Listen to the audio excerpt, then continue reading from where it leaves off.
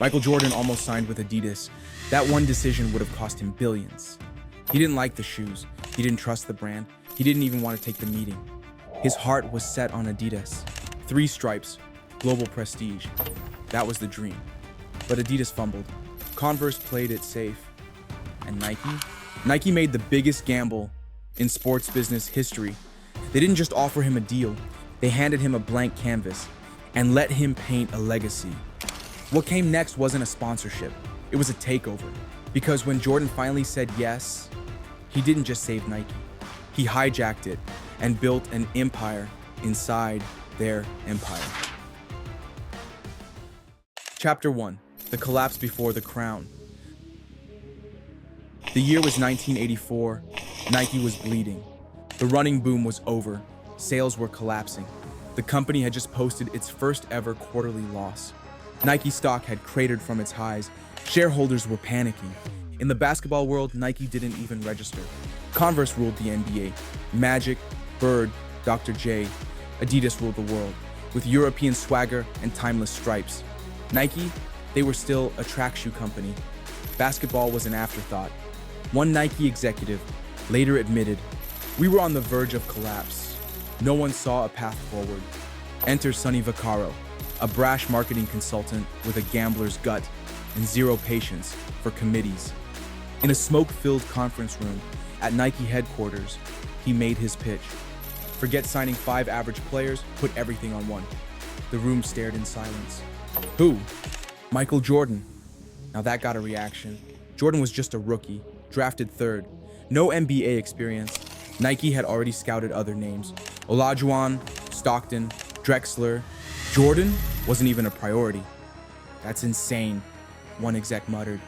We're not betting the company on a kid. But they were out of options. Vaccaro had one final ace, a secret dinner.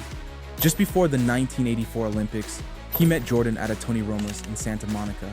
The setup? George Raveling, an assistant coach on Team USA and a trusted mentor to MJ. Vaccaro knew Adidas had Jordan's heart, but he also knew Adidas didn't understand their leverage. They didn't even offer him a real deal, Vaccaro recalled. They were stuck in Europe, arguing over who could make decisions. Converse?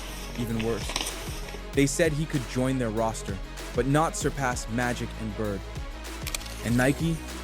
Nike was the only one desperate enough to say, "You're not joining us. You're leading us." Still, Jordan refused to take the meeting.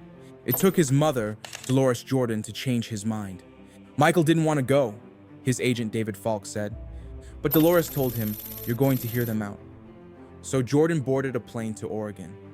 Reluctantly, skeptically, he didn't know it yet, but the next few hours would define the next few decades. Because inside that plain Oregon office, Nike had prepared something no athlete had ever seen before. Not a shoe, not a deal, a dynasty. Chapter 2. The Jordan Coup. Michael Jordan walked into Nike's Beaverton headquarters in October 1984 and immediately wanted to walk out. The campus was underwhelming. No glitz, no swagger, just gray walls, dull carpet, and a company on the brink. "I don't want to be here," he whispered to his agent. Nike executives knew they had one shot, so they dropped the playbook. No athlete had ever seen a pitch like this. They didn't just show him shoes. They showed him his shoes, the Air Jordan. A red and black prototype, bold, defiant, nothing like what was allowed on an NBA court. Alongside it, a custom commercial, a full marketing campaign, even a vision board of Jordan's brand before the word personal brand even existed. Nike's head of marketing, Rob Strasser, leaned in. "We're not signing an athlete, we're building a business with you at the center." The offer, $250,000 over 5 years, nearly $1 million today. His own signature line. Royalties on every shoe sold. It was unheard of. Adidas had scoffed. Converse had dismissed him. But Nike was handing him the keys to the kingdom. Jordan hesitated. He asked, "What if I don't live up to the hype?" Strasser didn't flinch. "If your line doesn't generate $3 million in sales by year 3, we'll cancel the deal." Jordan smirked. "I'll do that in year 1. He wasn't wrong. He was underestimating. Here's the part most people miss. Jordan didn't just accept a contract. He rewrote the rules. At the time, no rookie had ever gotten a signature shoe, let alone a cut of the profits. This wasn't an endorsement. It was a partnership. Jordan didn't work for Nike. Nike would work for Jordan. Behind the scenes, two men would help pull it off. Peter Moore, the designer who crafted the first Air Jordan. Rob Strasser, the marketing genius who helped turn the brand into a revolution. Moore later said, "Jordan wasn't a player to us. He was a logo waiting to happen." So they signed the papers. The ink dried. And the world thought it was just a shoe deal. They were wrong. It was a cultural takeover. But before Jordan could even lace up on opening night, the NBA made a call. And what they said would turn this quiet shoe launch into a $100 million controversy. Chapter 3, The Band That Made the Brand. October 18th, 1984, preseason, Madison Square Garden. Michael Jordan stepped onto the court in black and red Nikes. The crowd noticed. The league office noticed. And then, the hammer dropped. The shoes were banned. The NBA sent Nike a formal letter. Jordan would be fined $5,000 per game if he wore them again. Violation? The league's uniformity of uniform rule. Shoes had to be mostly white. Jordan's kicks? Pure rebellion. But here's the twist. It wasn't the Air Jordan 1 that got banned. Jordan was wearing a different shoe, the Nike Airship, an early prototype. The Air Jordan 1 didn't even exist yet. Nike didn't care. They had what they needed, a villain. "We were celebrating when the letter came," Nike exec Howard White said. Strasser literally yelled, "We got it! We got it!" The ad campaign was immediate. Black screen, Jordan bouncing a basketball, and a voiceover. On September 15th, Nike created a revolutionary new basketball shoe. On October 18th, the NBA threw them out of the game. Fortunately, the NBA can't stop you from wearing them. It was genius. Nike wasn't selling sneakers. They were selling rebellion, banned, dangerous, must-have. Suddenly, the shoes weren't just endorsed by Jordan, they were forbidden.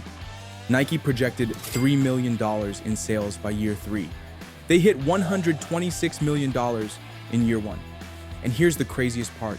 Jordan hadn't won anything yet. No MVPs, no titles. The shoes were selling not because he was the best, but because he was already a myth. And that myth only grew stronger with every dunk, every ban, every commercial.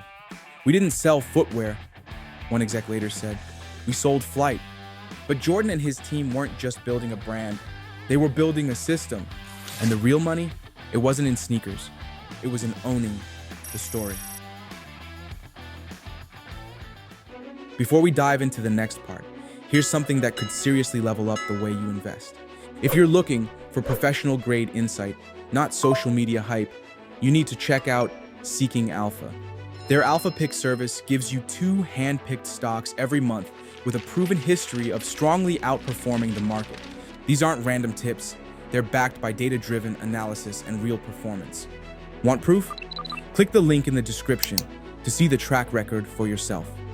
While you're there, you can also unlock a free trial and special discount on Seeking Alpha Premium, giving you full access to expert articles, quant ratings, and serious investor tools. Both offers are exclusive to this channel and available for a limited time. Click the link now to get started, and let's get back to the story. Chapter 4, How Jordan Built an Empire and Beat the System. By 1988, Jordan wasn't just the most electrifying player in the NBA, he was a brand, a movement. And behind the scenes, he was building a machine that would outlast his playing days. The commercials with Spike Lee's Mars Blackman? Iconic. Is it the shoes? Suddenly, Jordans weren't just for hoopers. They were for Wall Street interns and skaters. Nike's basketball division went from afterthought to crown jewel. And thanks to Dolores Jordan, Michael was cashing more than just checks. She had insisted on royalties in his original contract. "What does my son get from every pair you sell?" That question made Jordan rich beyond belief. While other athletes were walking billboards, Jordan became a business. He wasn't endorsing the product, he was the product. He had final say over colorways, campaigns, creative. By the mid-90s, he was making more from Nike than from the Chicago Bulls. $4 million salary, $20 million in royalties. In 1997, Nike spun off Jordan Brand as its own division, a billion-dollar subsidiary built around one man. Not since Stan Lee at Marvel had anyone monetized identity this well. Jordan was no longer just an athlete. He was the CEO of cool. Chapter 5. The blueprint everyone missed. Today, the numbers are almost unbelievable. The Jordan brand earns over $5 billion a year. Jordan, retired for 2 decades, earns $150 million annually from Nike, more than any active player in the NBA. And yet, no one's replicated it. Not LeBron, not Kobe, not even Steph. Why? Because Jordan didn't ask to be the face of a campaign. He asked to be a partner in the business. He didn't just sign a deal, he took ownership of the story. And that story became more valuable than any stat sheet. In 2010, he did something no other player had ever done. He bought an NBA team, the Charlotte Hornets. He didn't just play in the league. He came back to own it. If stories like this get you thinking differently about the game, do me a favor. Subscribe and turn on notifications. It helps this new channel grow so we can keep making more of these for you. I'm John, and this is The Max Deal, where we break down the biggest money moves in the NBA. And next, Steph Curry, the skinny kid from Davidson. Too small, too fragile, passed on by 6 teams. He didn't just prove them wrong, he shattered the NBA's playbook and turned it into a billion-dollar brand. That's next, right here on The Max Deal.